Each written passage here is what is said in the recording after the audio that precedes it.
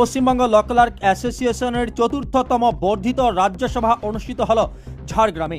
ঝাড়গ্রাম জেলা কমিটির পরিচালনায় অনুষ্ঠিত এই গুরুত্বপূর্ণ সম্মেলনে রাজ্যের বিভিন্ন প্রান্ত থেকে ল ক্লার্ক অ্যাসোসিয়েশনের প্রতিনিধিরা অংশগ্রহণ করেন।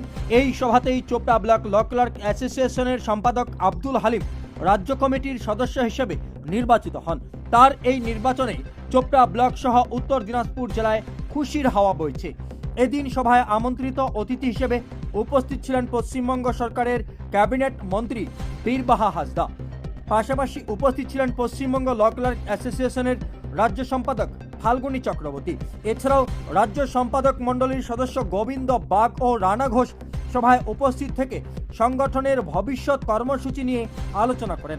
উত্তর দিনাজপুর জেলা থেকে উপস্থিত ছিলেন কমিটির সম্পাদক সুরেশ পাল, জেলা কমিটির ভূমি ও ভূমি সংস্কার সম্পাদক মনোরঞ্জন দেবনাথ এবং জেলা কমিটির সদস্য সিরাজুল হক সভায় অংশগ্রহণ করেন। এই চতুর্থতম বর্ধিত রাজ্যসভায় সংগঠনের বিভিন্ন সাংগঠনিক ও কর্মক্ষেত্র সংক্রান্ত গুরুত্বপূর্ণ সিদ্ধান্ত গৃহীত হয়েছে।